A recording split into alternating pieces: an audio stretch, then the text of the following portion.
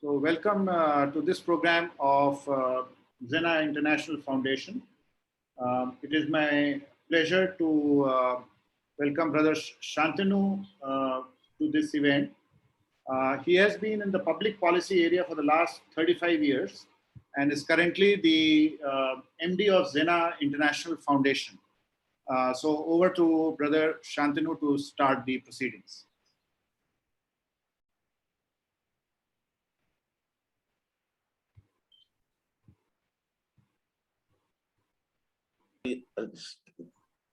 Can you hear me?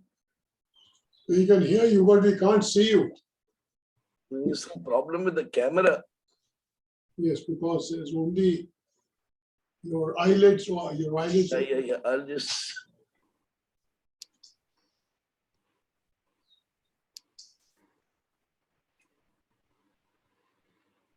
Shouldn't be coming like that.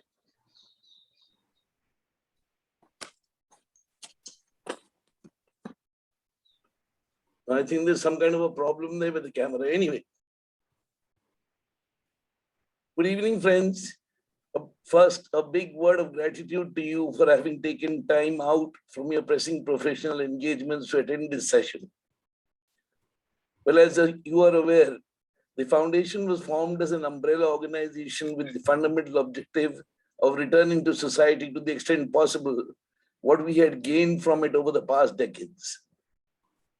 At the same time, the foundation has organized events on various themes that have elicited an enthusiastic response from all of you. In continuation of our endeavors in this direction, today we have the theme for today's session is holistic health and stress management through yoga. As you are aware, our Prime Minister Shri Narendra Modi too has taken keen interest in yoga and fostered its practice in many more countries. There is indeed much truth in the adage of health being wealth. Good health not only prolongs our productive life, but adds quality to our passing years as well. Accordingly, we have with us today as keynote speaker, Mr. Navin Kumar Jaggi, who is a senior member of the Delhi Bar for nearly 4 decades. Aside from his legal acumen, Mr. Jaggi is also a philanthropist who has taken keen interest in the welfare of dyslexic children. He has also actively supported many XENA World activities over the last few years. We remain grateful to you, Mr. Jaggi, for your continuing support to the foundation. Interestingly, Mr. Jaggi and I seem to share the same school in Delhi for our alma mater, albeit a decade apart. I hope this session will introduce many more new members and renew earlier acquaintances. My best wishes to all members and participants on this happy occasion as I declare this session open. Thank you.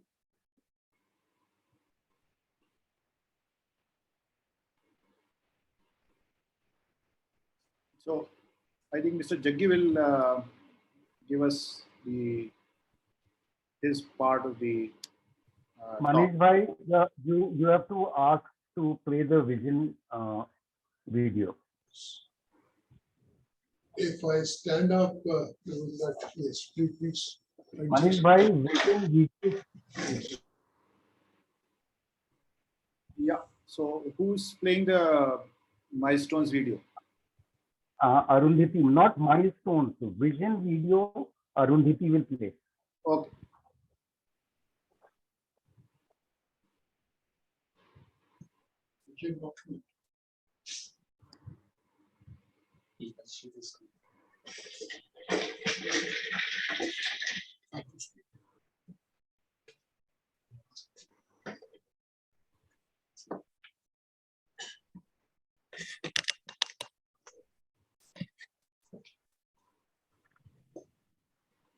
Arundhati, audio is not coming.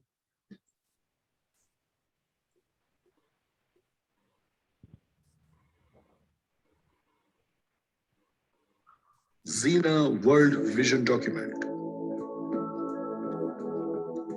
We're a family bringing joy, happiness, prosperity in our lives and around by nurturing, encouraging, catalyzing, enabling 360-degree well-being in physical, intellectual, emotional, social, and economic dimensions.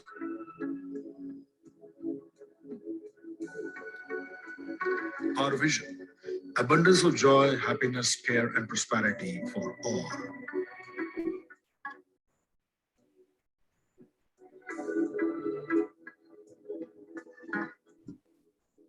Our mission: strive for alleviating pain, suffering, and poverty, encouraging unshackled-free thoughts, enabling dignified jobs and livelihood, nurturing close family bonding, seeking joy and happiness in the impact caused.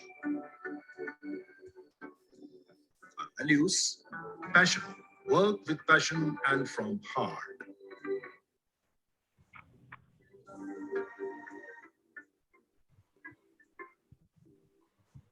Our values: humility, learning attitude, mutual respect, and open to listening to others.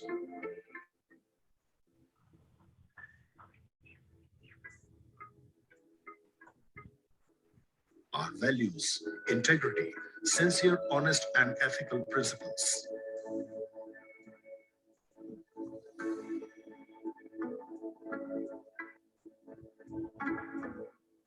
Our values: empathy, understand and feel others as your own.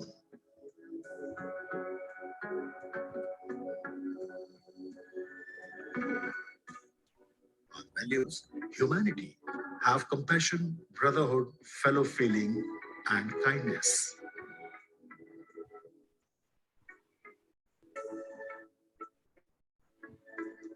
Our values: joy, work that brings joy and value, diversity and inclusion.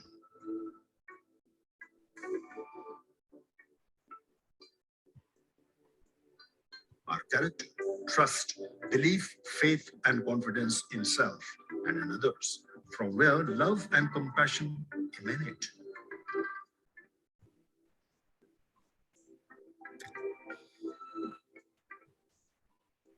Our character: virtue, high moral values, patience, consideration, trustworthiness, and forgiveness.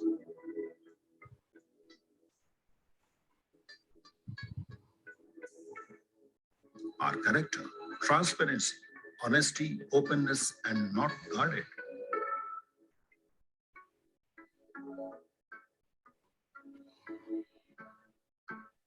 Thank you.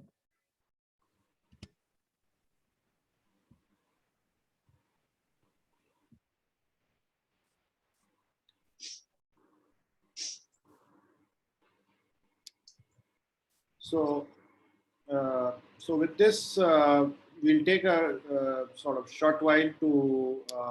I'll take you through the how the event will sort of unfold today. So we will have essentially three speakers.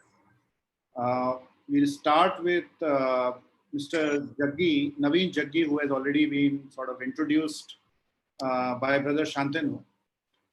And he will talk to us, he will give us a short talk and on the overall theme that we have around yoga today. This talk will be followed by a talk given by Dr. Anubha Walia, and then, a talk by Dr. Atul Sinha, and then by Dr. Anubha Walia. And largely we'll have some question and answer sessions post these talks and a summary. And we'll take that as it comes for the next 1.5 to 2 hours at our disposal. Now I invite Mr. Navin Jaggi to please take the stage and share his views on the topic at hand today.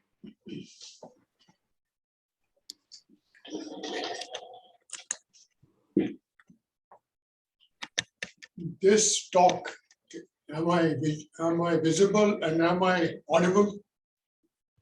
Ms. Manish Agarwal, am I visible and am I audible? Yes. Yes, sir. You are. This is no talk.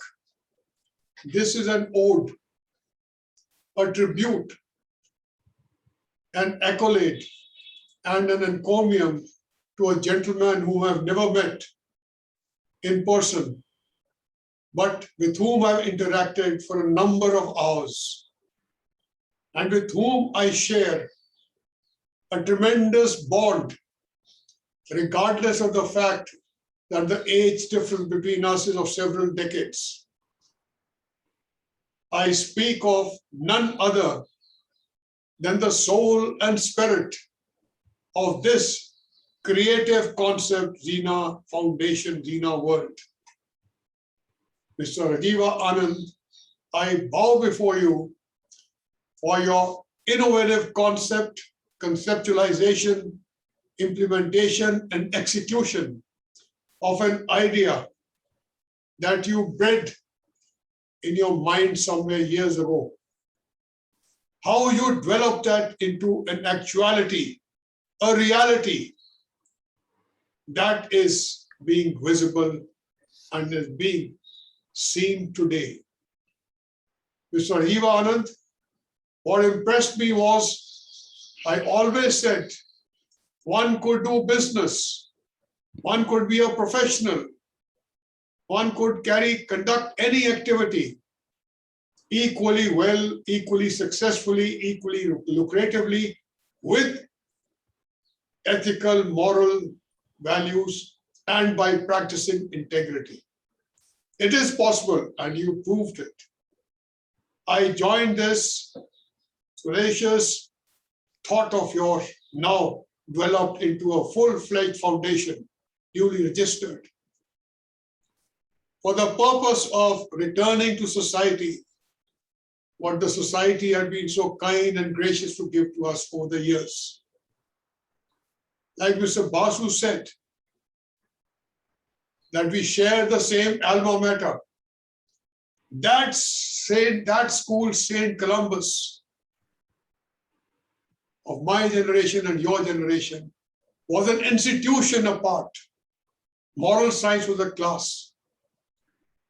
My father was the chairman of the governing council in 1948, when the control of the senior Cambridge school shifted from the Vatican, Rome, onto Northern Ireland, the only Roman Catholic part of the British Empire, United Kingdom. I was being punished for an offense or a misdemeanor or a felony I did not commit. I could have been punished that same day, Mr. Basu. I don't know whether you were in Brother Morrow's time. Were you in Brother Morrow's time, Mrs. Basu?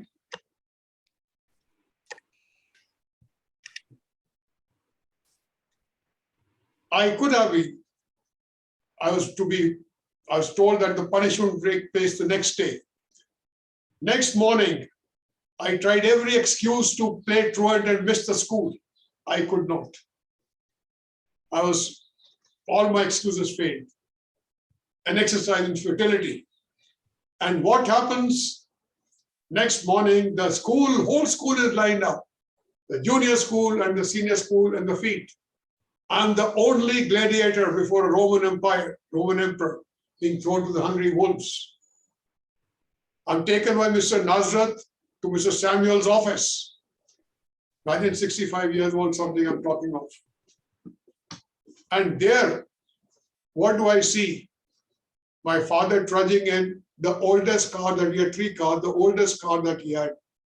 He'd never bring the new cars to my school, but he'd always bring the new cars to my sister's school, Presentation Convent, to embarrass me, because I wanted him to come to a new car. That is the value embedded. And what do I see? He comes in there. The principal, Brother Morrow, greets him. And then I'm like a slave, a Christian slave in the Colosseum of the Roman Emperor, taken to the feet. My father could have nodded. I vouchsafe, I dare say the principal might not have given me that strict a punishment. He'd have punished me, maybe not that strict. But I was taken there. And I still remember 3 PTIs, Mr. Philip, Mr. Hookel, Mr. Lockwood, 6 here, 6 here, and 6 here. That is the value of a Columban. And Mr. Rajiva Anand, we can make this foundation an emblem. It can be like Tata's work, they do business, and yet integrity is there. That is the purpose.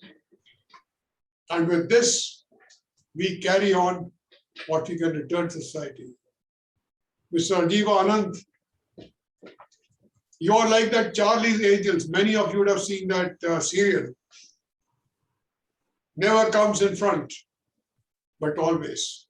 Mr. Anubha Anand, आप किस चक्की का आटा खाते हैं कि you're the only person कि आप सारा काम करते हैं और औरों को आगे लाके उनको इज्जत प्रमोशन देते हैं. Humility that you spoke of in your vision, that is Mr. Anubha Anand personified. I've never seen him wanting to take, unlike me, old man, 76 years old, and wanting glory and wanting to be picturized.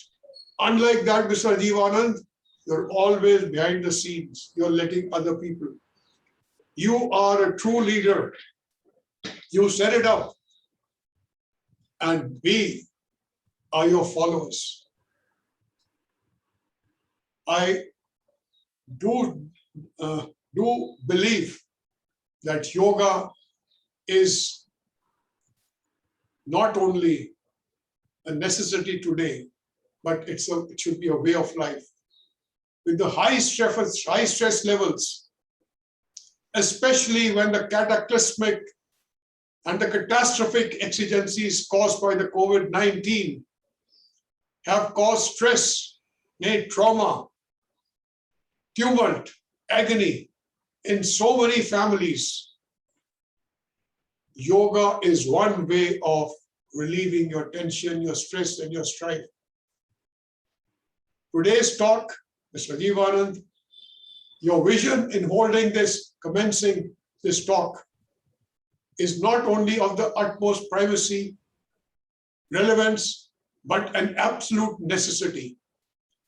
Even by this program, having two wonderful speakers speak of yoga in our lives, you have contributed and returned to the society what we owe back to the society. Mr. Anubha Anand, truly, verily, I bow before you that you gave me an opportunity to express myself. And I thank you very much, all of you, the managing director, the directors, Mr. Manish Agarwal, who spoke well of me. Mr. Manish Agarwal ji, कभी मेरी धर्म पत्नी के आगे ये दो बातें बोलते ना, तो वो भी सोचती कि कुछ मेरे में, वो तो सोचती है मेरा कोई खूबी नहीं है. वो हिलरी क्लिंटन की क्लास फेलो रही, पढ़ी लिखी, प्रोफेसर इंचार्ज रही दिल्ली यूनिवर्सिटी की, सोचती है मेरे में गुण तो है ही नहीं, अवगुण है, और आपने तो मेरी काबिलियत बता दी. Next time when you are speaking, I'll have her standing next by me कि सुनिए Mr. Manish Agarwal मेरी तारीफ क्या कर रहे हैं, मेरे में भी काबिलियत है. Thank you very much, Mr. Manish Agarwal. Thank you, Mrs. Tilak Raj. It was wonderful interacting with you. Rest. And that photograph of Mr. Sanjay Prasad staring at you, the young lad. That's so impressive. Mr. Sanjay Prasad, you feel like you're a teenager. I thank you all for giving me this opportunity. It's been a wonderful, wonderful occasion. And like I said before I end, I have three beautiful women at home, my wife and two daughters. They never let me speak. So whenever I get an opportunity, I speak. पर भैया mister Rajiv आनंद, आज एक गुस्ताखी करो. आज पहली बार आपने हमें इतनी देर बोलने दी है. नहीं तो आप बोलते हैं, हम सुनते हैं.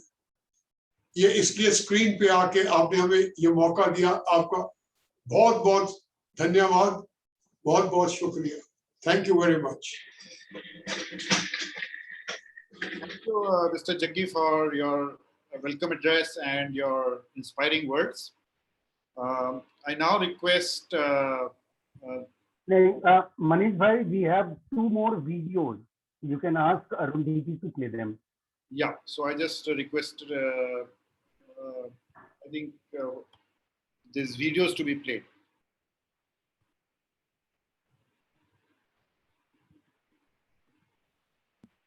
You have just watched a montage of some people getting together at important venues.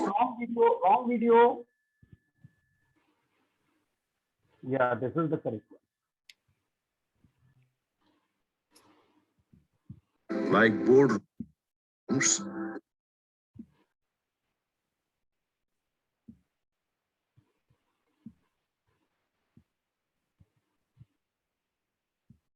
in beautiful locales such as well-manicured gardens and exchanging pleasantries.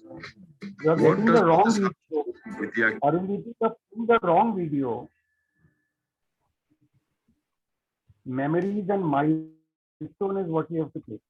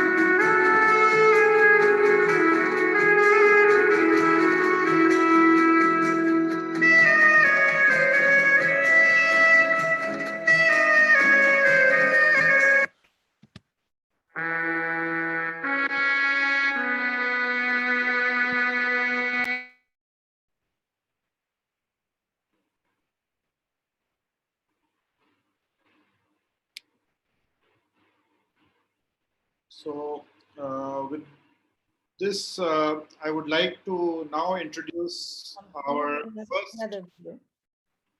Yeah, hello. We With have this, just one more video.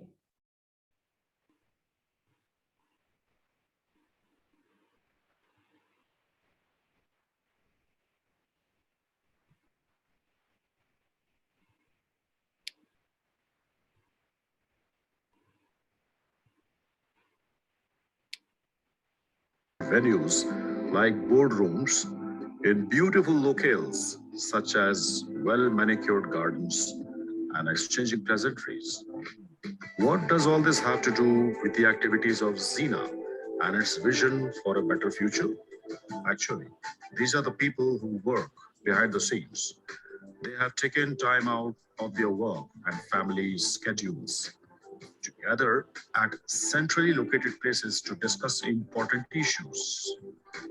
They did not necessarily know each other before these meetings, but They met, nevertheless, to present and listen to others' deeply held beliefs on how to achieve social well-being through XENA's mission and vision. These meetings typically went on for several hours. Some had a firm agenda, others were more unstructured brainstorming. In all instances, the members arrived at a consensus without any coercion or manipulation. All processes were democratic. Nobody was superior or inferior. Nobody's personal values carried the day in the end. We show these pictures of people arriving at decisions on how to move forward, what to prioritize given the urgency of certain themes and contexts, and what to avoid so that the group unity doesn't suffer. These snapshots of people exchanging flowers, posing for group shots, and exchanging information about each other are indicators of cooperative working, respectful disagreement, and newly forged alliances based on mutual respect. These memories and milestones are a commitment to our larger mission and a promise that if you decide to join one of our many working groups, you too will have a sense of meaningful participation and collaborative learning.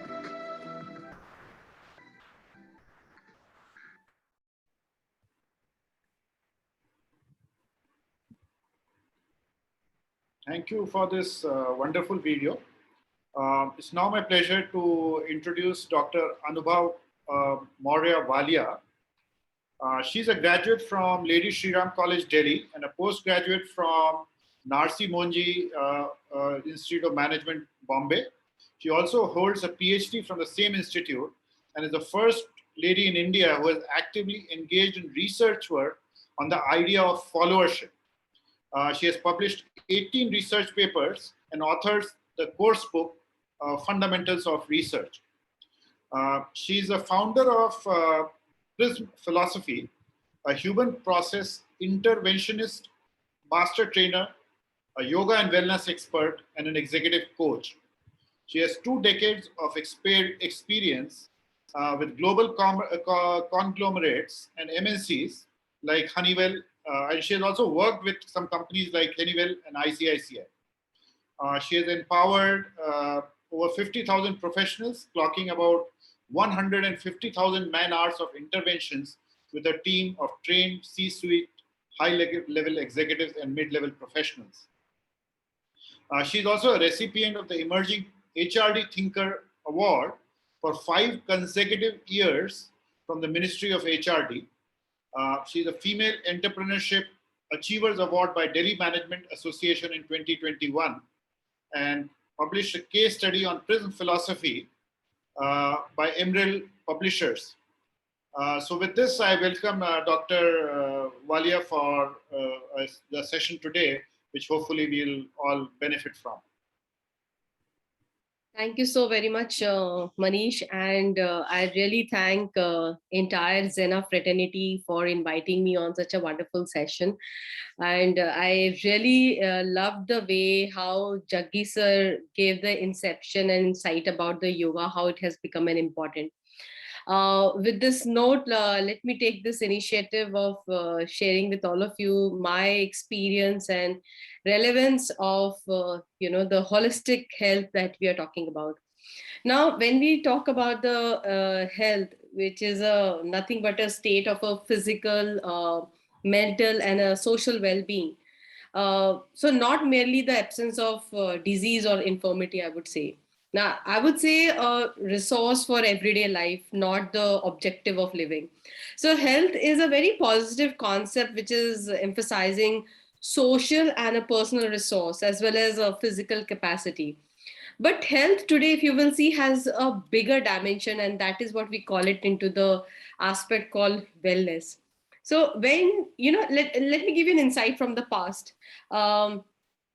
When you were younger, what reminders are usually being told by our parents, teachers, friends on how to become healthy, isn't it? So when you were younger, you did not even have to think much about your health, because your parents, your teachers and other caring adults really you looked out for your health, and they made sure that you eat the right things and get into regular medical checkups, immunization and other health practices. Now, when you touch the adolescent, you are at a teen age, correct? So your personal health now becomes your responsibility. So every day you make your health decision. I mean, let's talk about the current teens, because I've got my daughter who's just touched 20. So when she was a teen, I still remember she was very particular about what I need to eat, what I need to drink, what kind of exercise do I need to take care, how healthy she can be, right? And I used to understand these from this set of clan. They really take the responsibility to use the health information about themselves, so that they can wisely guide by themselves on a day-to-day activities. So they have become a self-guide to themselves. So live a healthy and happy life. Now, this must be a early start in your life, if you'll ask me. It should not be the moment you touch 50 or you touch 60, then you start thinking, oh, let me start, working on my health. Absolutely no. So your health habit and practice today, as well as in the past, will greatly affect the status in your future health.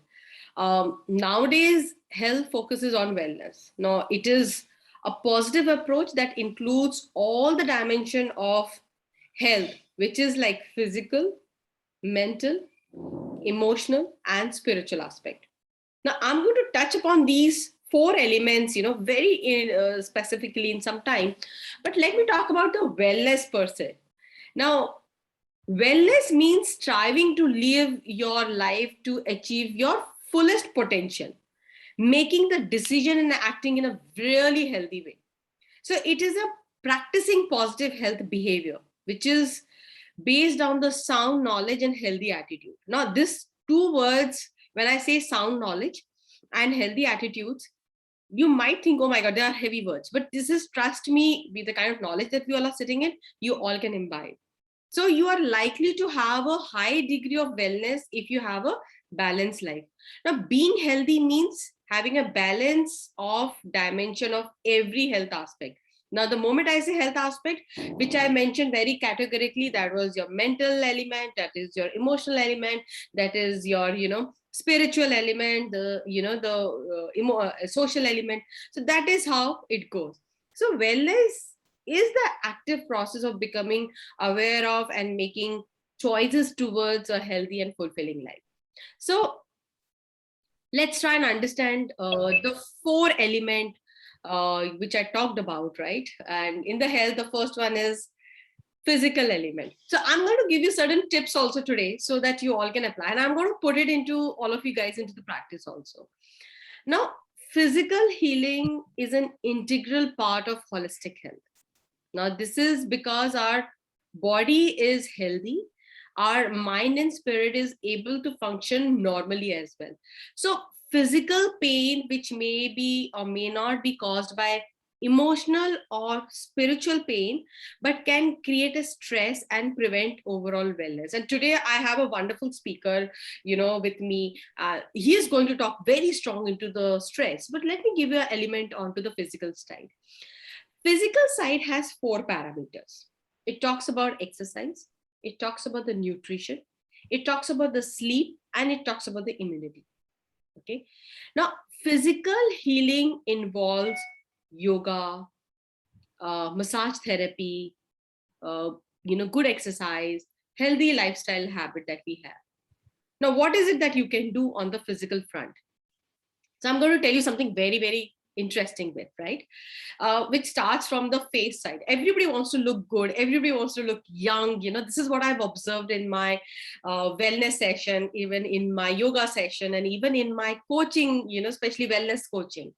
So whether we talk about girls, whether we talk about ladies, or whether we talk about men in our life, everybody wants to look smart, nice, presentable. They don't want to look their age. So what is it that you can really do? So there's something that I want to teach you all right now. So what it is basically is, you just have to spend 3 minutes daily. And I'm sure all of us love to watch movies, or they love to read, or when we get up, we talk to our friends, or we talk to our family members, and you can do this, with yourself. So what you have to do is nothing but, so take you first is like 10 seconds, you have to tap your head. All of you all can try this with me, so just the count of 10, you all can do this. This is like something, so your neuron aspect is here, and this helps you to rejuvenate. It works, and then you will see the entire energy flows down. So this is for your 15 seconds. The second one is tapping your head. Now what happens with this, in Hindi we call it kapal randra dhoti. Now what is kapal? Kapal is skull, Randra is cavity, and dhoti is cleansing. So when we cleanse this part, the cavity here, all the blockage will get open up.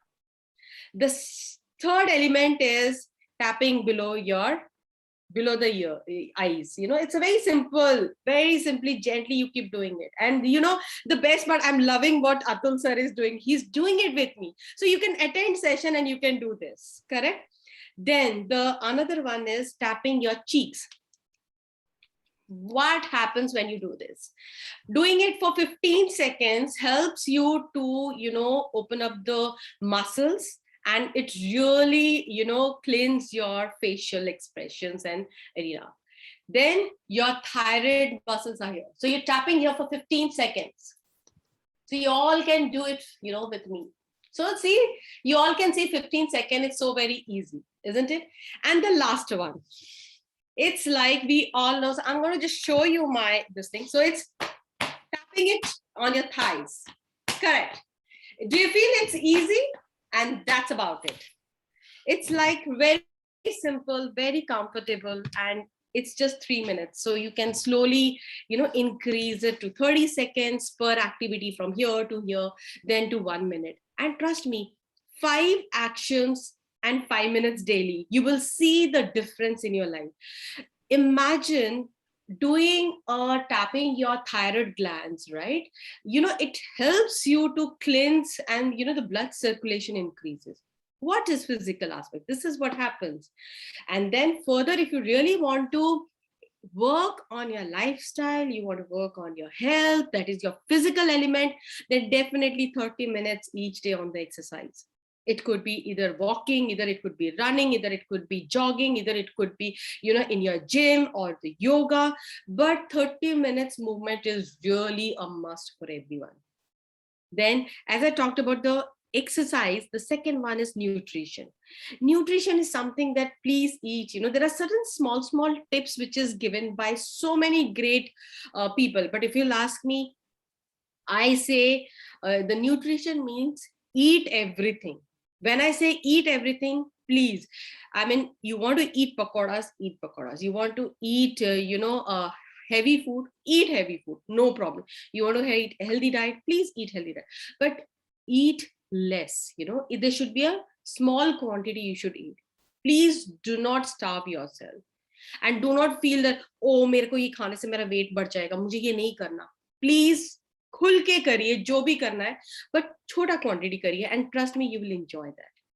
Then the another one is sleep. Now sleep is something which is very important in our life. Figure it out. What is your pattern of sleep? I sleep by 10:30 or max to max 11, and I get up by 5. That's 5 or 5:30. I feel comfortable. But when I, let's say, sleep late, then I ensure I, complete my sleep pattern. So please ensure you do that. And the last one is immunity. For the immunity, the best thing is do eat vitamin C, do eat B12. These are very important, and just make a pattern of it. And then the second one is equal breathing, what we call is pranayama. Now, equal breathing, what happens is, let's say right now you're all attending, XENA session. Have the pattern of breathing, so equal breathing is inhale for 3 count, exhale for 3 count. So when I say inhale, 1, 2, 3, exhale, 1, 2, 3. So you're attending the session and you're just maintaining this pattern of breathing. And trust me, it will have a huge impact in your life and your immunity will increase and improve. And slowly and gradually, you can increase it. So I say start with the count of 2, 1, 2, which is like inhale for 2 count, exhale for 2 count. Do it for 10 times. Then make it 3 count of inhalation and exhalation. And then you can make it for 4 counts. And slowly and gradually, you can see you can actually inhale for 6 count and then exhale for 6 count. That is one of the powerful thing. And I think in the COVID time, this is something even the doctors have been talking about it. So this will help you out. So this is the physical element.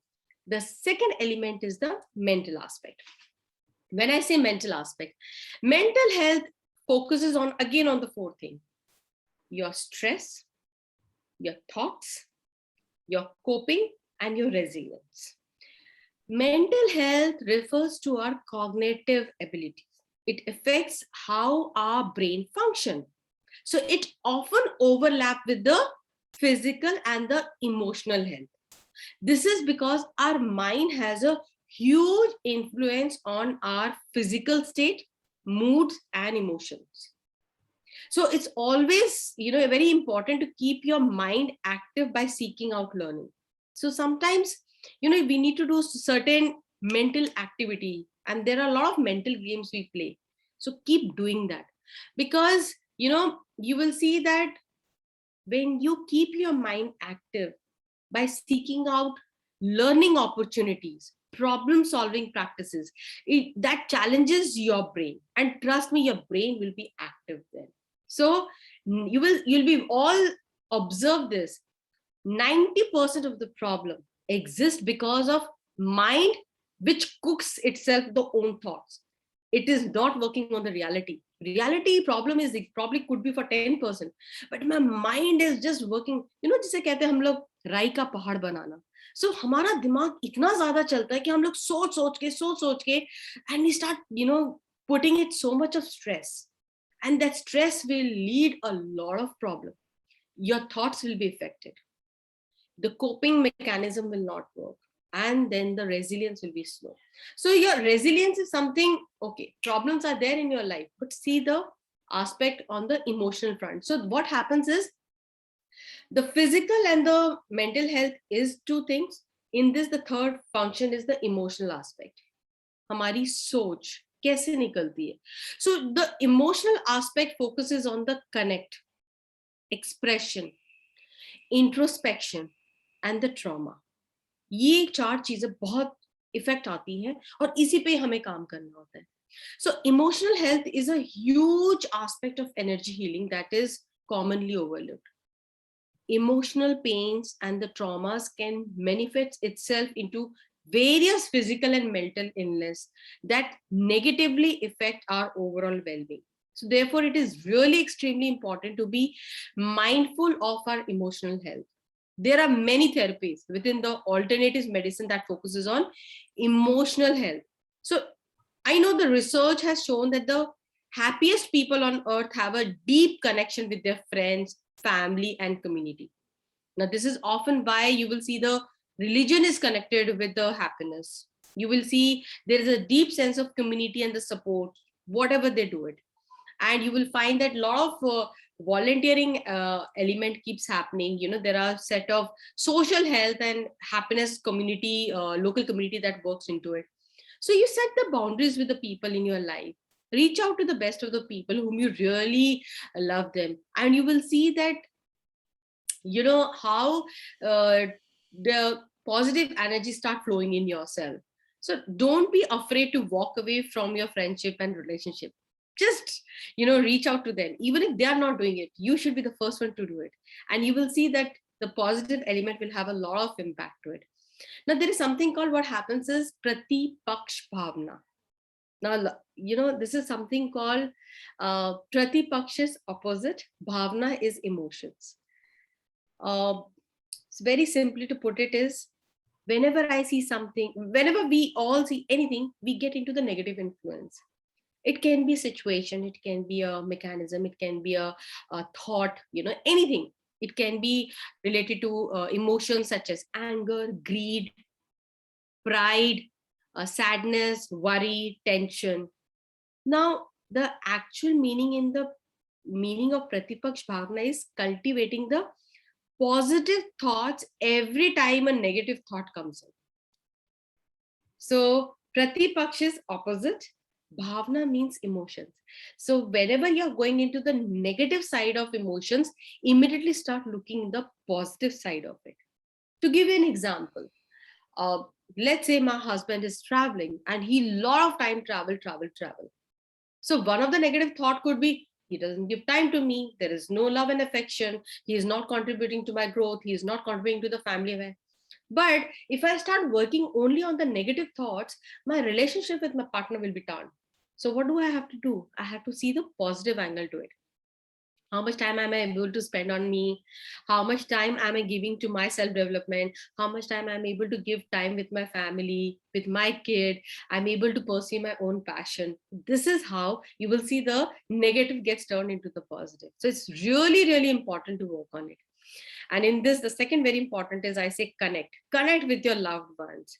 This is something which I learned from my first boss, which I would like to share is, he said that, Anubha, compliment 3 people daily. And I was like wondering, I was at that time 22. I started earning very early. And I was like wondering, oh my God, why would I compliment everybody or, 3 people on daily basis? And he told me that genuinely you have to compliment, whether it is anyone, you like their attire, you like their work, you like whatever you like, them just compliment. And, a couple of times for about a month or 2, I did it. But then what happened was I stopped doing it. And he asked me after 3 months, he says, okay, Anubha, how have you been doing it? Are you doing it? I said, sir, I stopped doing it. He said, why? Because sir, they don't respond me. They don't compliment me. Why should I only compliment? He said, that is what happens with the human being. We start expecting a lot. You do your bit. And that's what stuck me. And trust me, from that day till date, it's like huge transformation. You don't have to expect from anyone. You do your bit. If I'm liking something, I should do that. So I know Rajiv, has done such a wonderful thing. And I share it with my friends that yes, this is what XENA world is all about. I shared it to the world about my XENA, world. Today there's a session they have been organized and they are talking about it so very importantly. Please do it. It's really, really important. And then the last one is the spiritual. So in the spiritual, it again has 4 elements: purpose, it has identity, it has alignment, and it has energy. Now, spiritual wellness does not necessarily mean that you need to become religious. Absolutely no. Although the two often words, I would say they overlap, the practice and the principles. The 2 P's, practice and principles, they overlap. So instead, your spiritual health should focus on how you are connecting with your inner soul and the greater world around you. So here I say, spend time with nature, any form of nature, whatever you like, whether you like trees, whether you like ocean, whether you like, the mountains, or around people around you, or, whichever way, spend time with the nature. Spend a few minutes or more each day. And I say meditating. Now, when I say meditating, doesn't mean that aapko aankhein band karke or, mudra mein baithna hai, Vishnu mudra. Meditation is something which is being with yourself. Even if I'm doing a self-talk and I've gone into it and I'm giving me a positive feel, that is meditation. If I love dancing, dance, come into the meditation. If I'm listening to the song and it is helping me to rejuvenate, that's meditation. So, walk anything that you're very passionate about. My mother is very fond of cooking. That's a meditation for her. Do whatever you love it. So if you are religious, take the time to practice your faith. There's nothing wrong in that. So you can learn, practice a lot of things. There is a color therapy, hypnotherapy, Reiki, meditation, yoga, crystal healing, and more. So keep working on that. So you will see things happening. So I know one thing, that every human being is the author of his or her own health or disease. Now that's a Buddhist quote. Experts are, constantly telling us what we should eat, how much to exercise, how to work on a bad habits, how much sunlight do we need, how much vitamin I need to have, and so on and on and on. But we decide that it does not really matters how we lead our lives, and cite examples like our, for example, great uncles, how he used to live a life by, let's say, he was smoking like a chimney, eating only bacon, and still at the age of 88 doing a ski slopes and all that. Let me tell you, ladies and gentlemen, exceptions are always there. However, we can't deny the harsh truth: the lifestyle we choose to lead has a huge impact on our physical health, also on our mental health, emotional health, and the spiritual aspect. So we can change our nasty habits, and when we finally find the courage to make those difficult changes, we feel so much better. Trust me, it can be a, you know quitting smoking, or and then breathing more easily, or for that matter jogging again. We can cut on the greasy food out of our daily diets, and we, when we used to feel sluggish off with that, and shutting our eyes and feeling on the ball at work. I mean, the change seems being so painful, but it's, trust me, it's not impossible. Everything is in your hand. So never regret the healthy transformation. We all know that. Whenever we see a change in ourselves, we feel healthy about it and we want to harp about it. So I would just say that a house is no home unless it contains a food and a fire for the mind as well as a body.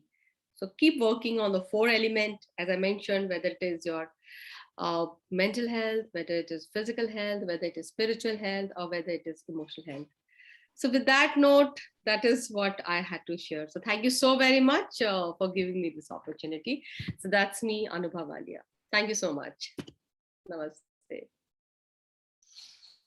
Thank you, Anubha, and for your very sound pointers to how we can maintain our mental, physical health. So thank you so much. We'll definitely come back with some questions later on. In the meanwhile, we'll have now I'll invite our second speaker. He's Atul Sinha, who is a bachelor in economics from Shri Ram College of Commerce, New Delhi. And he's an MBA from XLRI Jamshedpur. His working career spans about 32 years. His last corporate assignment was as Vice President of Marketing at Britannia. He set up currently sets or he runs a brand design company called Scarlet Tiger, and it has worked with, this company has worked with marquee brands like Santoor, Chandrika, Kingfisher, Cadbury's, Park Avenue, and many more. Atul is a very avid practitioner, is very passionate about spirituality and Indian knowledge systems. And as a result, he enrolled in a PhD program in yoga. His area of research is the effect of yoga on school children. In the process, he has studied the Gurukul system, the Patanjali Yoga Sutras, and the Indian philosophy in some detail. He has published 3 academic papers, and the 4th is under review. He has written also several articles on Indic issues. So with this short introduction, I invite Atul Sinha to share his ideas with the audience today. Thank you, Manish. And I'm very grateful for this opportunity to talk to all of you. I'm going to use a PowerPoint to make my talk. So I'm going to share my screen. It says host disabled. Just let me see if I can you enable, please? Whoever is handling XENA family is the host.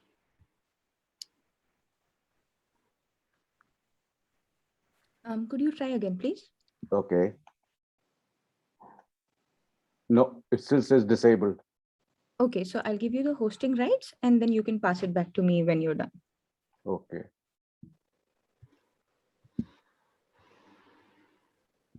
You are host now, okay?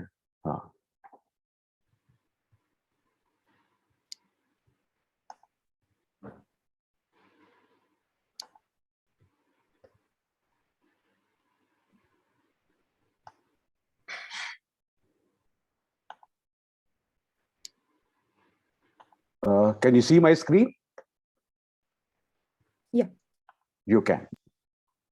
All right. So it was a wonderful talk by Anubha, and I like the the way it was structured very logically, and yet it had many examples and simple to follow.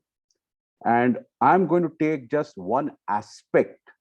She talked about holistic health, but I'm going to just take one aspect called stress, which is really, really a modern day disease at all levels. Our children are stressed, our working people are stressed, people who stay at home are stressed, everybody is stressed, the whole lifestyle is full of stress. And we can all recognize it.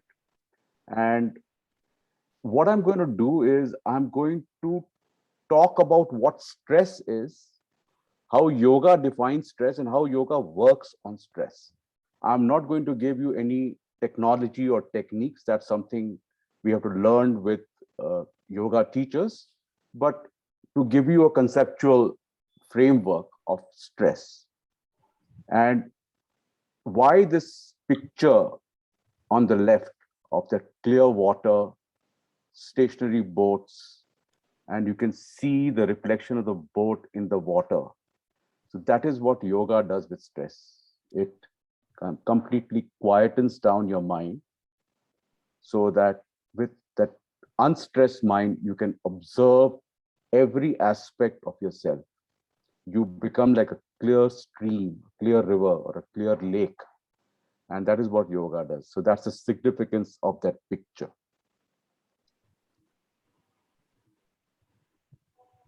Why isn't it?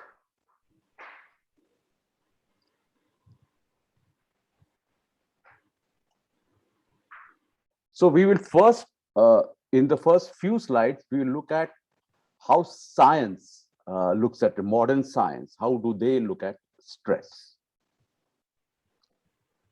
So how do they define stress? Stress actually is a natural defensive response to prepare the body for a flight or a fight. So it's like you're walking down the streets of Delhi at night and you see danger ahead of you, some people in the dark who are menacing. And you have to decide whether to fight them, or if you don't have the resources to fight them, tend to run away. So fight or flight. And this is a normal human response to any danger that we face, fight or flight. And how the body prepares for it is what is referred to as eustress. So first thing to understand is that stress is a natural response of the body for self-preservation. Second thing to understand is that if that stress persists or the person lacks the means to relieve stress, then it becomes a distress. So please understand this point very clearly. Stress is a natural response of the body mind for self-preservation. Only if you allow that to persist, that state to, and the body mind reverts back to normal after the threat situation has gone away. But if that persists, then it becomes a distress. And why would it persist? So it's like this: you have seen somebody, a menacing thing in front of you, and then you run away and you run to your house and you find that you have lost your keys. And then you run to your friend's house and you find the friends are not at home. So stressful situation continues from one to the other, and your body never reverts back to normal condition, normal state, and that is distress. So what happens what is the stress response? First, you notice this next time you're in a situation, your eyes will open wide so that your vision is increased. So now you're prepared for fight or flight. Your muscles become taut to give you that starting energy if you want to run or if you want to fight. The body generates glucose to increase the energy required for fight or flight. And the blood vessels dilate to supply that glucose very fast to your muscles.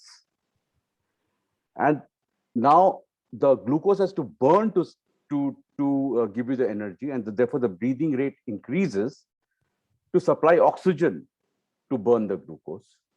And there's excessive sweating to dissipate the heat from the burning glucose. The heart rate goes up to pump more blood, and functions which are not essential for fight or flight get impaired, like digestion, for example. So your digestive juices secretion is reduced, acidity is increased, so that because digestion can wait. So now you can see that if the body does not revert back to normal, you can get diabetes, you can get cardiovascular problems, you can get digestive problems. So now you can connect. If there are any of these problems which you have and you're connecting it to stress, this is why, because you're not letting the body revert to normal, unstressed state. And how do these changes take place? So they are under the control of the autonomic nervous system, which controls these changes through electrical impulses, and the endocrine system, which controls these changes through chemical secretion. And the autonomic nervous system has got two branches. One is the sympathetic nervous system, and what is the parasympathetic nervous system. So between the sympathetic and the parasympathetic nervous system, the control is through electrical impulses. So let us see what each of these systems do. The sympathetic is controlled by the hypothalamus at the base of the brain, and it sends impulses through the nerves to activate the changes which we saw for fight or flight. And once the threat perception is finished, it's gone, then the parasympathetic system kicks in, controlled by the vagus nerve, and that vagus nerve through a network of nerves permeates all the organs, and it normalizes the body after the stress stimulus has gone. The problem of stress is we do not allow the parasympathetic system to function. What about the endocrinal system? Again, when the hypothalamus is the key. When it presses the stress button, the pituitary, thyroid, and adrenal glands secrete stress hormones like adrenaline, thyroxine, cortisol, prolactin, DHEA. And these chemical changes bring out the stress-induced changes. So its hypothalamus thus controls both the electrical system and the chemical impulses. Now, why does stress persist? It persists because we do not allow normalcy to return. Now, this is the bane of modern lifestyle. We are caught up in successive demanding situations. So you leave home in the morning, you are sitting in your car going to work, and your mind is thinking about what needs to be done, interpersonal issues at work, and so on and so forth. You're target driven, you have to meet objectives, and that is like working in your mind. And there are two kinds of people. One, people who are very sensitive, so they suffer internally. Others are constantly alert, uh, so that they can give it to other people. And this perfectionism, which is again, that's become the myth of our lives, that we have to be perfect in whatever we do. All this is what stops the parasympathetic system from working, and stress persists. And what does that result in? So there are physical symptoms: stiffness, back pain, joint pain, gastric problems, blood pressure, diabetes, etc. And there are psychological warnings it gives. Workaholism is a psychological warning. Now, in our culture, many workaholics mistakenly say, I'm a karma yogi. I mean, they don't understand what karma yoga means, but this getting lost in work, letting work cover up the fault lines is not a good thing. It's a negative thing. It adds to the stress. There's difficulty in decision making. The distinction between right and wrong is blurred. What you should decide now, what you should defer for later is blurred. So this all these are warnings which the mind is giving you, that you are stressed. And then you are like covering it up with forgetfulness, daydreaming. You start getting self-worth issues. There are relationship issues. All these are psychological warnings that you are under stress. And what we normally do, we use dysfunctional coping mechanisms: alcohol, drug abuse, sexual indiscretion, irresponsible behavior. And all this may very momentarily, for a fleeting moment, might make you feel good, but actually adds to the stress. And the stress flows makes you unwell in this flow. First, at the psychic level, there is irritability, there's hypertension, anxiety, there's fear, there's insomnia. So this is at the psychic level. It's still not come and kind of settled in your body. But at the psychic level, these are the symptoms. And if you ignore it, the body has warned you. I said, I'm warning you, this is what's happening, please take action. And if you don't, then it goes to psychosomatic level. You get hypertension, palpitations, tremors. And if you still don't listen to your body, then it goes somatic. That means your organs start getting affected. Your pancreas is affected. You become pre-diabetic. Your heart is moving faster. So it becomes, the organs are started to becoming affected. And if you still don't listen to it, then it becomes organic. It becomes a disease and settles down in your body, like ulcers, cardiorespiratory problems, and metabolic disorders. So this is what happens. At the psychic level, if you heed it, then you save yourself from the other 3 steps. Even psychosomatic level, you save yourself from other 2 steps, and so on. So that was as far as science is concerned. Now we look at how yoga, the science of yoga, how do they look at stress? So as I said, I will not be giving you any techniques. I'm going to talk more about the process. But at the end of my talk, just for 5 minutes, like how Anubha did, a short exercise, I'll do a short exercise so that you get a glimpse of how yoga can help to calm you down.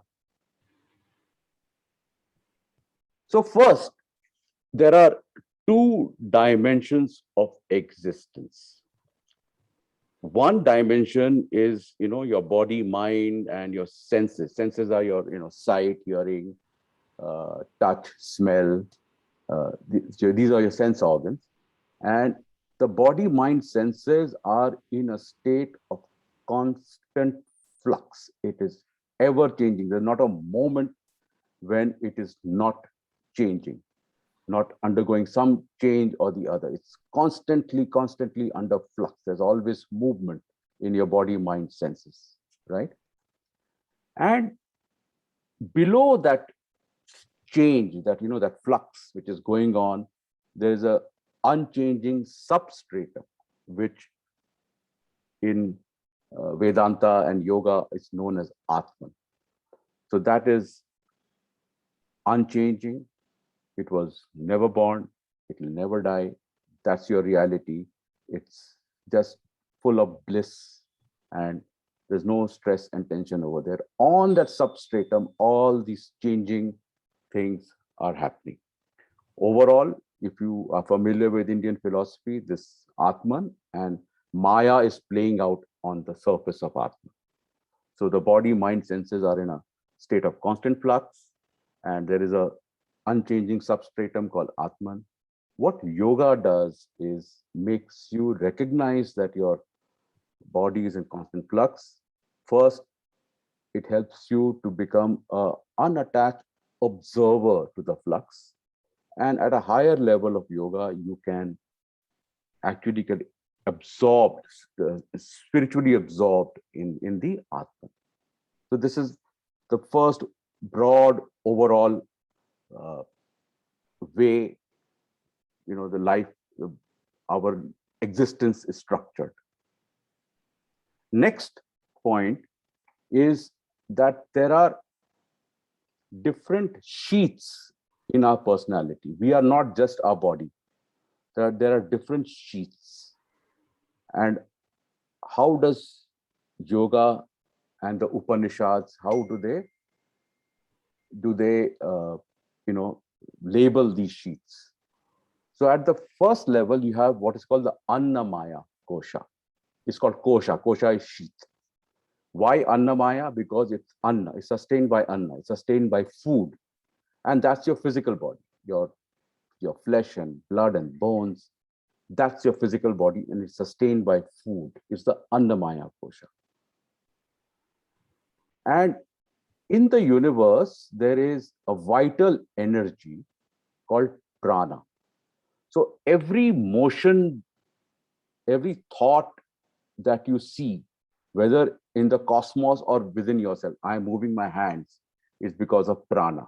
If the prana was not there in my body, my hands wouldn't move. I would be dead. The earth rotating around the sun is because of prana. So the vital energy in the entire universe is prana, and we ingest prana through our breathing. And that is the pranamaya kosha. Then you come to the mental sheath. The first is manomaya, or the mind sheath. The mind sheath is just a pool of thoughts and emotions. The manomaya kosha, the mind sheath. It does not have any decision-making power, nor does it have any discrimination.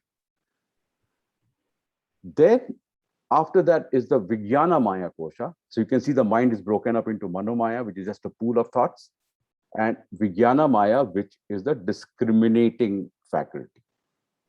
It is the one which can discriminate one thought from the other and decide what action is good for you, what action is not good for you, and give a command to Manomaya and Annamaya to take some action.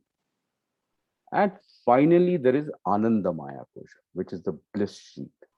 That's the sheath we visit every night in deep sleep. Anubha was talking about the importance of sleep. This explains the importance of sleep. In the night, when you move on from the dream state to the deep sleep state, or your mind shuts down. It is not connected with the outside world, stimulus, thoughts, nothing. And there is complete relaxation. That is why it's called the bliss sheath. So that we do it every night in deep sleep state. The yogis do it in samadhi, where they are in deep sleep consciously. The same thing, the mind is shut down and you are absorbed in the bliss of the underlying reality. So these are the 5 sheaths, and yoga works on each sheath. So you have your asanas, which work on the Annamaya Kosha. And the body is either hyperactive or lethargic or fluctuating between the two. And through asanas, you can stabilize the body.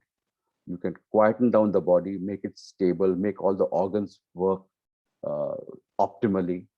So that asana works on the Annamaya kosha. In Pranamaya kosha, it's translated very badly as breathing exercises. Well, you do breathe, but actually you're manipulating the pranic energy in your body through pranayama, through equal breathing, which Anubha talked about, and many other techniques like that. You actually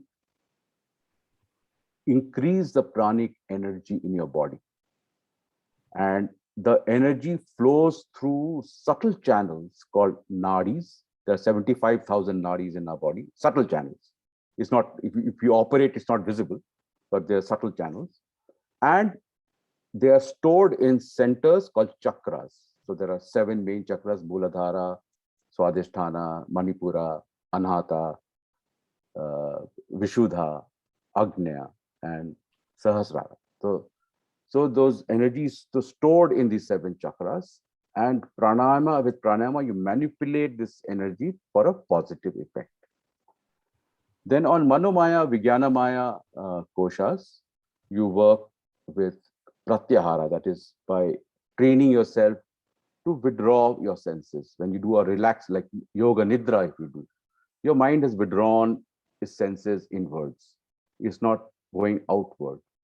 Or through dharana dhyana, which is meditation, right? So you work on the mental. So yoga works holistically in all the layers of your personality. This is a very important chart. This is a very basis of yoga is this chart. And this chart was first mentioned in the Taittiriya Upanishad. What's the yogic definition of stress? It is speed. That's it. So please understand speed. When your thoughts are moving very fast, stress. When your thoughts are slowed down, you can observe, you're not involved in your thoughts. That is non-stress. You're driving to office and you're thinking about, your mind is one step ahead. Think, abhi office jaake, I have to do this, do that. While there's life going on around you. I mean, there are other people in other cars, there are people on the street, there's a nice building, there's a nice tree. There are things happening around, but you're absent to that because your mind is speeded up. Mind is somewhere else. Mind is not in what you are doing. So there was this great person called Bodhisattva who originally lived in Salem in Tamil Nadu. And in some century BC, he took Buddhism to China and Japan. So he was sitting down and he was eating from a bowl. And somebody came and said, teach me meditation. And he continued eating from a bowl. So that person persisted, teach me meditation. So he just looked up and said, I am eating. So he was just focused on eating at that point in time. So it is just speed, the situation around which gives that speed. You charge your thoughts, and that is what gives you stress. And all of yoga is only to slow down the speed. If you slow down the speed, calm down your mind, all the benefits that Anubha talked about, it's yours. Your cognition is improved, your attention is improved, your memory is improved, your emotional resilience is improved, your emotional control is improved. Everything improves if you slow down your mind.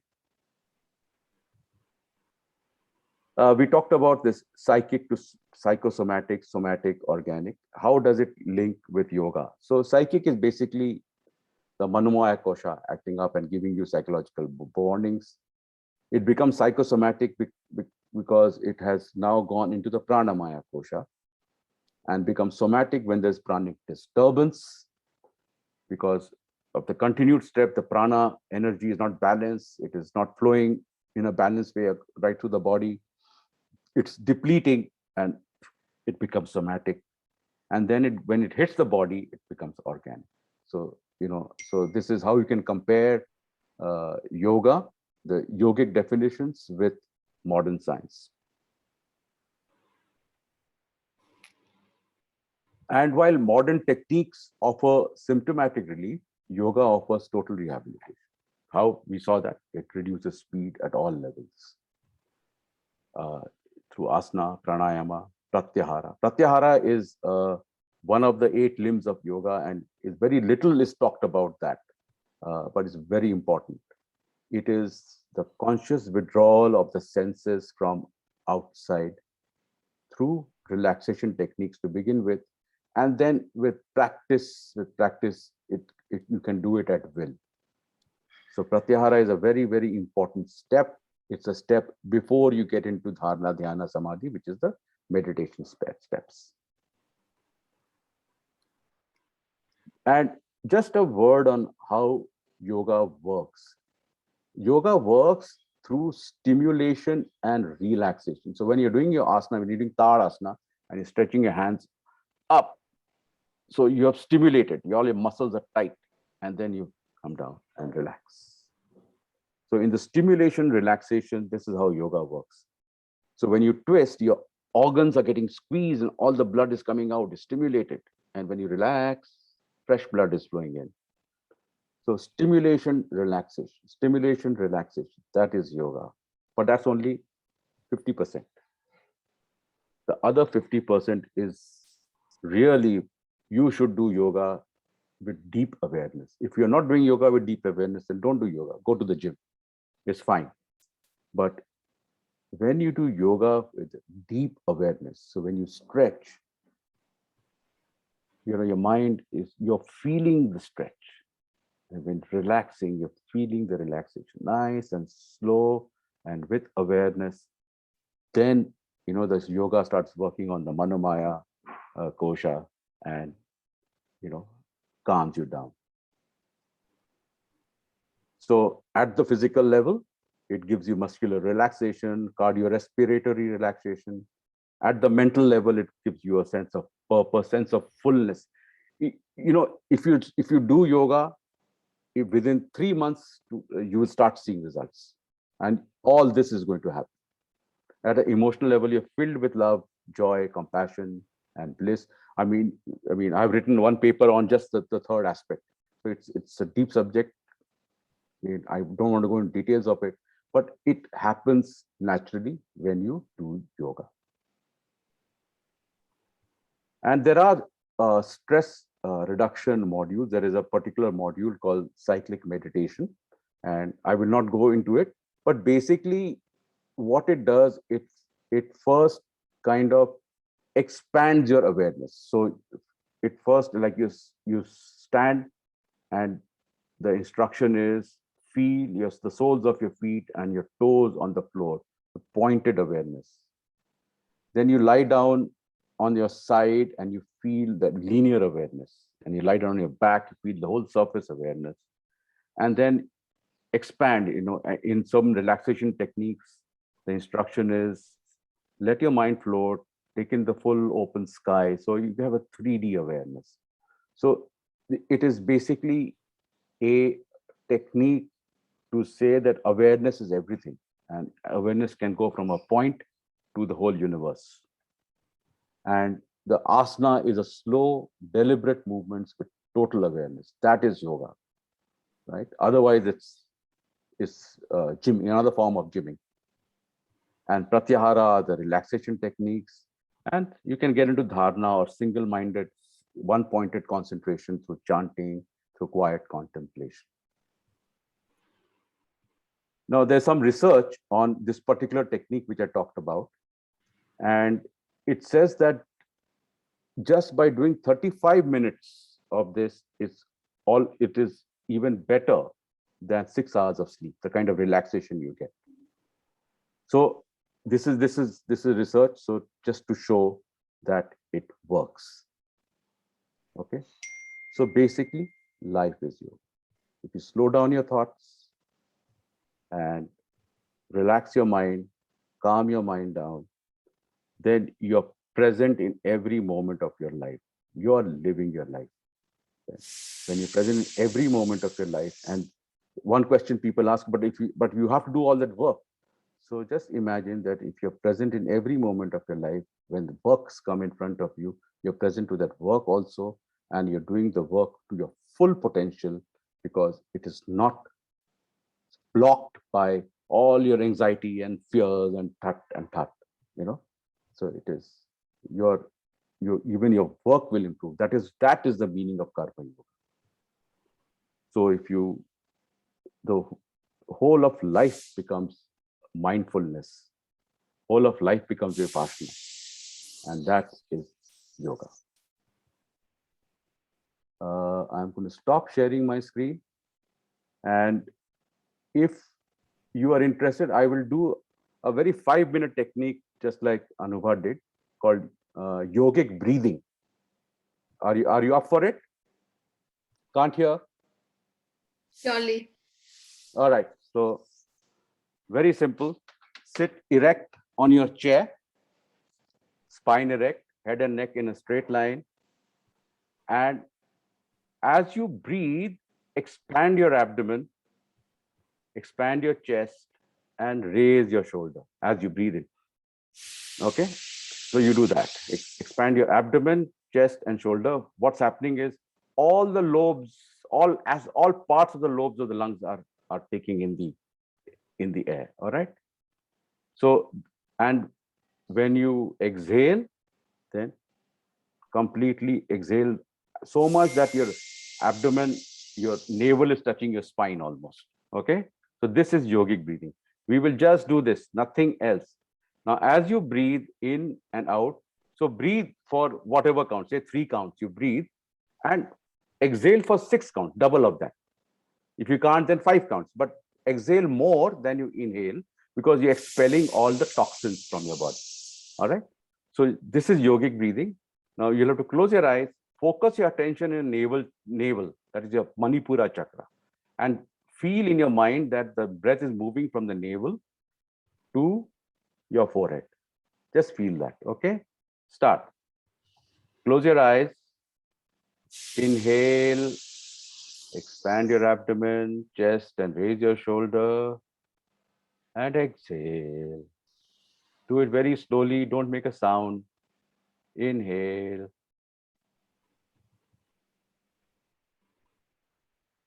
Exhale. Keep your focus on your navel chakra.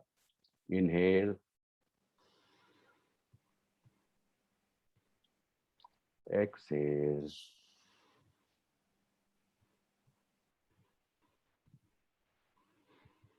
Bring your attention to your breathing.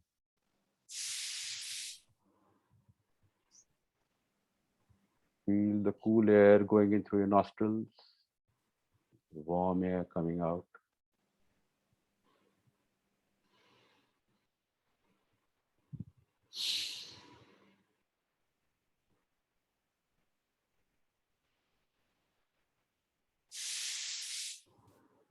Inhale. Exhale.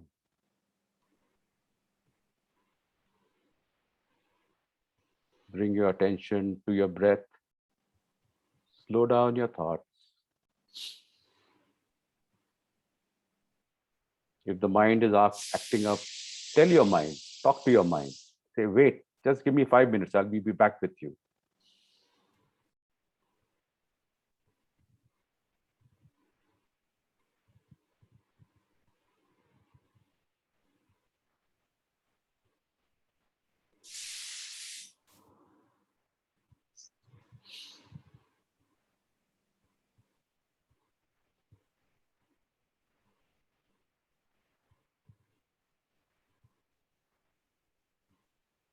Continue this. Expand abdomen, chest, shoulder.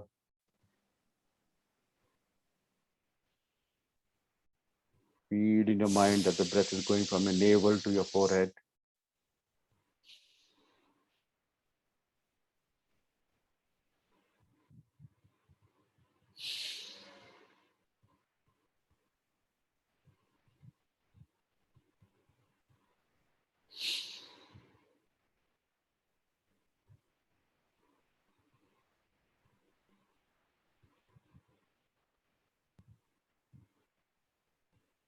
Just focus on your breathing. Let your thoughts come and go. Don't get involved in them.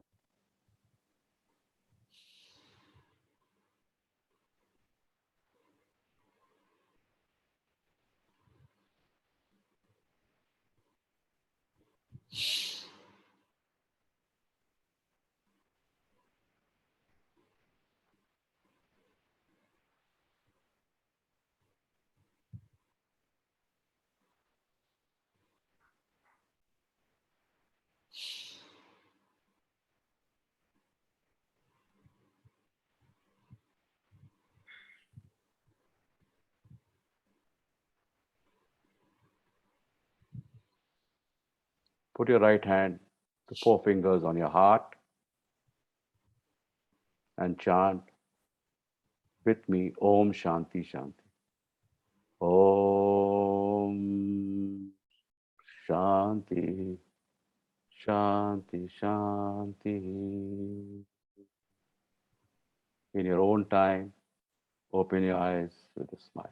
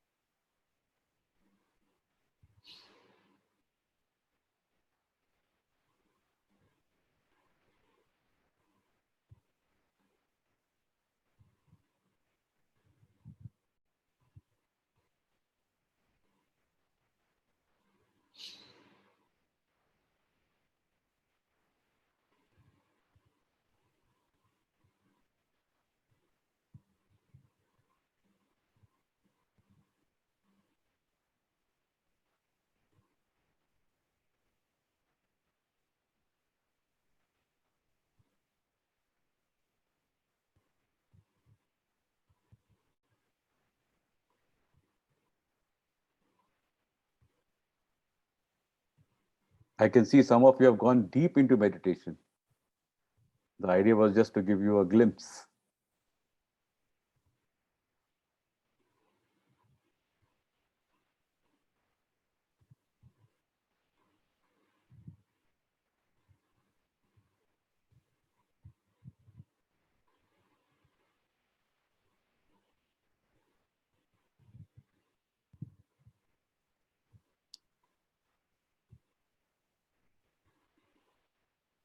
So if you're doing no yoga, if you just do this as often as you want, you'll just slow down your mind. And you slow down your mind, no stress.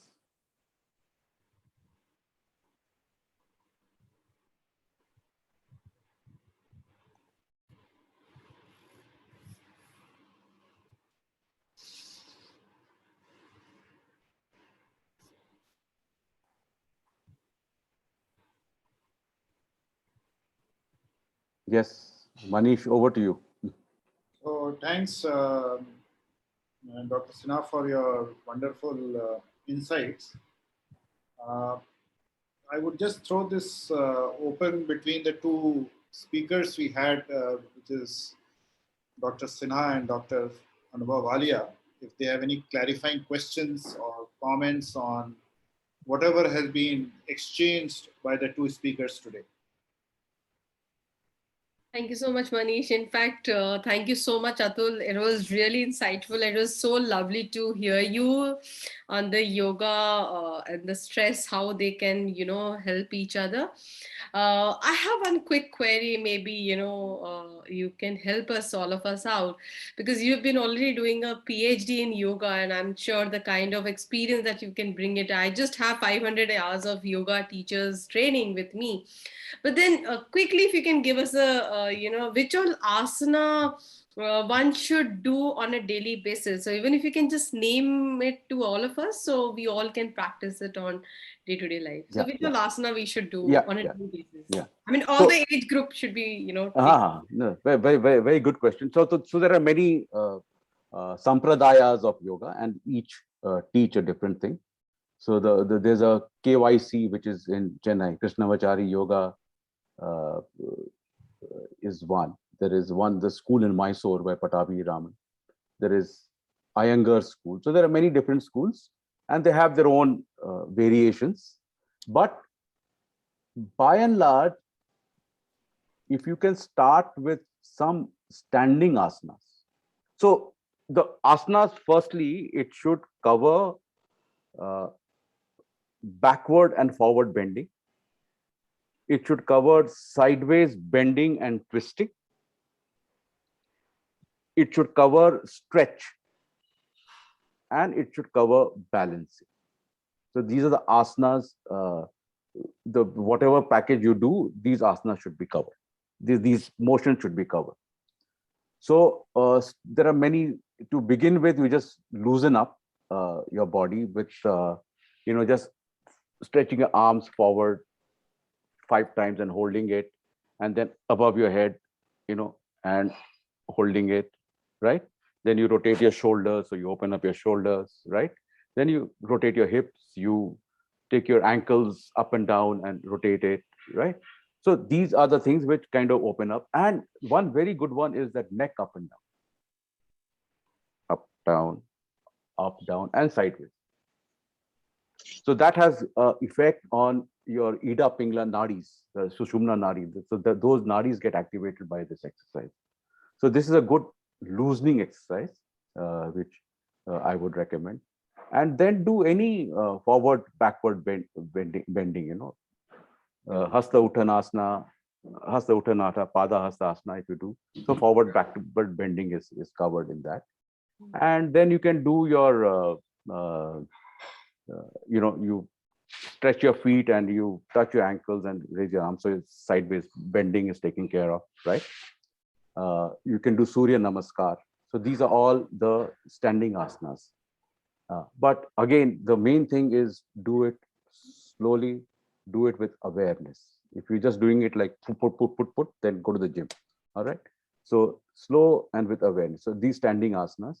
Then you sit and you do the butterfly, where you put your feet together and you raise your knees up and down, flap it like a butterfly, right? And you hold your knees.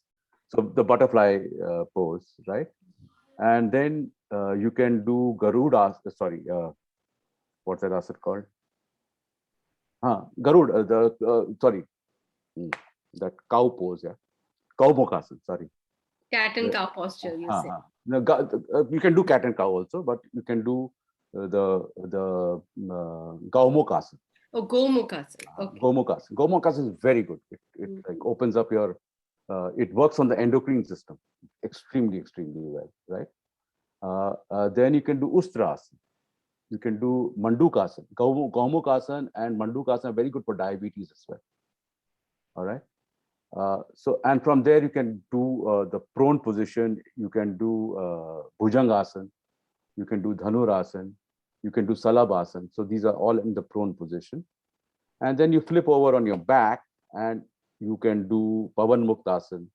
You can do the Nauka Asana, right? You can do Bhujangasana. You can do the Setu Bandhasana, the bridge pose. So these is what you can do in the lying down position. And then you do dorsal stretch. Just fold your legs and bend to one side, look the other side. So your spine is stretched, right? And then the other side. But after all this, you relax. So you do yoga nidra or you do a body scan so that your body relaxes. So it should be such that you are able to do yoga after a bath. And not before a bath, after a bath. You can do yoga. If you want to do before a bath, you're welcome, but you can do it also after a bath. And you get out of yoga completely relaxed. You're not like after a gym, you're panting and you need a downtime. Nothing of that sort. Just a simple relaxation for 5 minutes, yoga nidra, body scanning, just chanting A Uma, just chanting Om is good. And end with a prayer, Sarve Bhavantu Sukhinaha, just Om Shanti Shanti. Just bless the whole universe, whole world, you know. So this is broadly a module. There's also pranayama you can do. And the Nadi Shodhan, which is, single nostril breathing. You breathe in from the left and breathe out from the right. And then again, left, right, and then right, left, five times. You can do Anulom Vilom, which is alternate nostril breathing, left, right, left, right. And then you can do Brahmari, where you block the outside sound and just do. So if you just do these 3 pranayams, you will be very relaxed. If you do Kapal Bhati and all, you should do it very little, 50 times, 60 times. Don't do it too much, because for a starter, your lower chakras are still full of mess and you're sending that up to your higher chakras, which is not recommended. But just do it for 50, 60 times, Kapal Bhati or Brashtrika. It will energize you. It will stoke the digestive fire, but don't do it for too long. That one. Lovely. So I must appreciate the way you talked about standing asanas, forward, backward bending, sideway twisting. I just loved it with the stretchings, and then balancing act.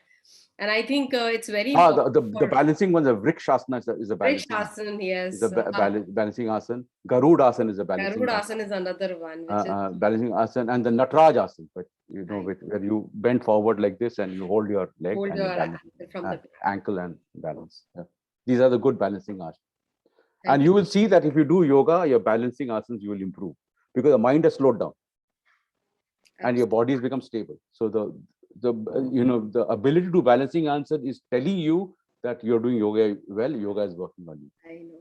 So I'll take this liberty, in fact, to tell every viewers here. So you want to check how much your mind is balanced. Just come into the Sthit Pratnasana by Namaskar posture. Just stand straight with your feet together and close your eyes. If your body is shaking, that means your mind is really hovering. And I have seen it's very impactful, because this is the first step of, you will see the posture coming and your mind coming in stable. It looks very easy, but I have seen the people with the hand closing in the namaskar position. You're standing straight erect with your feet together, and then slowly close your eyes and just observe. You will record yourself. You'll see if your mind is hovering, your body is also shaky. So I think that's the best way to have it. So thank you so much, Atul sir, talking about it. I have another query, if you can just help me to know the cyclic meditation, which is something very exciting. If you can just give an insight in. If anybody interested, I may have a video, but it's on a CD. So if somebody can teach me how to kind of copy it somewhere, or don't worry, I'll learn. Yeah, I learned from my daughter. Wonderful. So, you can share that cyclic meditation. I can share it. But basically, cyclic meditation, it was designed for executive stress. So it was designed for that. Anybody can benefit by it, but it is designed for executive stress. And the thinking was that executives, by and large, they don't exercise. So their bodies are stiff and things. They can't go into yoga straight away. So it covers yogic asanas like Ardhakati Chakrasana, for example, is done very slowly. So the body movement is done like meditation. So you will take good 5-6 minutes over Ardhakati Chakrasana. And then there are other asanas which you do very, very slowly, and you go from standing to lying down and all that. And there are a lot of relaxation techniques which have been built in. So there's something called deep relaxation technique, similar to Yoga Nidra. There's some quick relaxation technique. There is a instant relaxation technique. Instant relaxation, anybody can do. Just make your body tight, all your muscles, lie down tight, tighten, and release. That's it. Stimulate and relax. It takes like 2 seconds. You do it before you go to sleep. You can do it. So there are these techniques, right? And there is some chanting. So this is broadly cyclic meditation. I'm very happy to share it with everybody. That will be wonderful. And it's very good for executive stress. Since you deal with executives, Yeah, you might want to, if you like it, you might want to use it. I know. It will be my honor. Thank you so Yes. much for that. Great. Thank you. So I have a question. First, I have a comment. You talked about spiritual aspect, right? I just want to add to what you said, and then I'll ask you a question. Please. What I want to add is that I think many of us have this thing that I am spiritual, and that's a trap because you've added one more layer of identity to yourself. I'm a man, I'm a father, I'm a woman, I'm a mother, I'm an executive, I am learned, I'm this, I'm that, and now I'm spiritual. So you added one more layer of identity and conditioning, and it is completely. So we are all spiritual. What is spiritual? We have the truth of each of one of us. The whole universe is spirit. Yeah. We are all spiritual. So if your karma has taken you to a place where you are doing some practices like meditation and whatever, satsang, jo bhi hai, bhakti, jo bhi hai, whatever practice you're doing. Why are you doing it? Why you're not doing it to say I'm spiritual? No? You're doing it so that something transforms within you and you radiate that in your life with everybody around you. Spiritual doesn't mean that you go to the Himalayas. Yeah. Doesn't mean that you sit in some cave in Pondicherry. Yeah. It doesn't mean all that. It just means some transformation, and then you radiate that goodness in your environment, in your family, in your community. As you said, connection with the community, family, friends, deep connection. How do you make that? By just radiating that niceness, goodness, here, adding some goodness to the world which is stressed out. Life is suffering, as the great Buddha said. You're just ameliorating that. That's all. So that was a add-on to what you said. So tell me, the question I have for you is because you do a lot of classes with others. Yeah. Whatever you said it very well, but many people know this, and yet they don't do it. What's your insight? Why is that? So what usually happens is we adults are feel that we are perfect in everything. So the self-realization is the only thing that works. It's like वो जब तक doctor नहीं बोलता तब तक हम कुछ नहीं करते. उससे पहले हमें लगता है कि हम बिल्कुल परफेक्ट हैं. So as I mentioned in the starting that when we are young, our parents used to take care of us. जैसे ही teen में आते हैं, there we take care of ourselves. So whatever it is, small things like, whether how you take care of your facial stuff, how you take care of your health stuff. You want to look good, you want to look nice, make it a part of your system. It should not, it's a habit. Now what habit says is habit can be built, and whatever you practice for 21 days consecutively, your habits gets formed. And to make it a part of your unconscious state, that means by default you will do it. That is, you applied for 100 days. So the world is talking about yoga, but everyone is not doing yoga. But if we make yoga in our day-to-day life, trust me, it's like, I really like that quote of yours, is life is yoga. आपने तालासन बोला, हमें तालासन करना है, right? अब आपको एक simple सा example बताती हूँ. हमें ये अवेयरनेस लानी है. अब जैसे लेडीज, हम सारी लेडीज किचन में काम करती हैं, ठीक है? सो मैंने एक चाय का डब्बा ऊपर रखा हुआ है, करेक्ट? अब तालासन में क्या है, आपके वेरिएशन होता है. तो एक बार आप हाथ ऊपर स्ट्रेच करके लेके जाते हैं और आपको अपने टोस पे खड़ा होना होता है, correct? This is what Talasana is. Now I say all the ladies, please do this practice and stretch your first right hand and then you stretch your left hand. Your Talasana is done. It's in your yoga. Correct? It's a very simple example I am putting. Correct? अब आपने बात करी त्रिकोण आसन की, correct? अब त्रिकोण आसन में आपने कहा कि अनुभा ऐसे बेंड करना है या फिर हमें ऐसे लेना है. So sometimes even if I am working in, like let's say my husband asks something, so I purposely stand little bit far and then I give it in a very stretchful manner. It's done. My Trikona asana is done. So you go for his neck. I wish I can do that. Interesting. So what I'm trying to tell you is we really have to use the yoga in a day-to-day life. So maybe it's a pranayam, maybe it's a yoga. So answer to you is the spiritual element. See, everybody has to bring the self-awareness to themselves. I mean, I can't teach anyone anything. We all are expert. It's the application. That's about it. So that's my answer. Habit has to be created. Right. So I hope I've been able to answer. Yes. Thank you so Thank much. you. Thank you. Perfect. All to you, Manish. I Yeah. think it was wonderful. Yes, Manish. Thanks to both of our speakers. We did have a very wonderful session or insights from both of them. From Dr. Sinha, we learned about the 5 koshas which are described in the Taittiriya Upanishad and how they apply to us in our modern living. And from Dr. Walia, we also sort of understood how wellness can be practiced in a wholesome physical, mental, and possibly a spiritual way. So thanks once again to both of you for taking out this time and presenting here. With this, I would request the XENA anthem to be played now, please.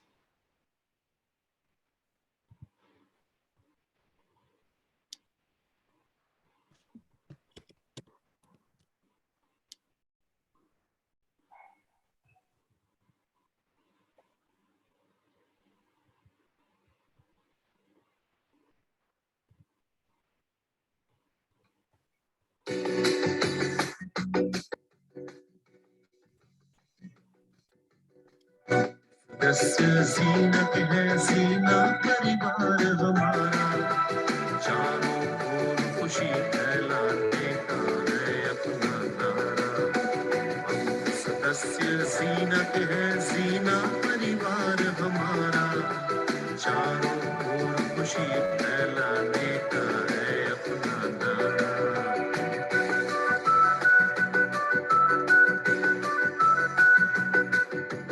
कष्ट गरीबी दुख हरने का हम संकल्प उठाए धरती को कुटुंब करने के लिए प्रयास बढ़ाए कष्ट गरीबी दुख हरने का हम संकल्प उठाए धरती को कुटुंब करने के लिए प्रयास बढ़ाए सदस्य जीनत है जीना परिवार हमारा चारों ओर खुशी फैलाने का है अपना नारा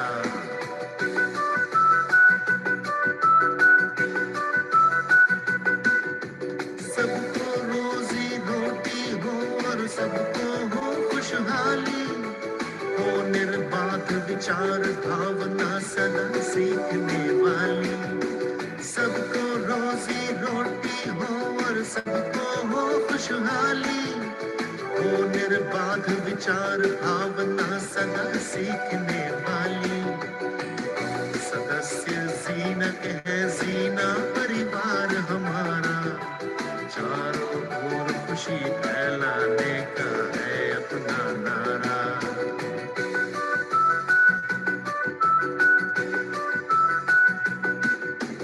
दया क्षमा नैतिकता हो और हो सम्मान सभी का सबको यूं अपना माने के दिल ना दुखे किसी का दया क्षमा नैतिकता हो और हो सम्मान सभी का सबको यूं अपना माने के दिल ना दुखे किसी का सदस्य जीनत है जीना परिवार हमारा चारों ओर खुशी फैलाने का है अपना नारा सदस्य जीनत है जीना परिवार हमारा चारों ओर खुशी फैलाने का है अपना नारा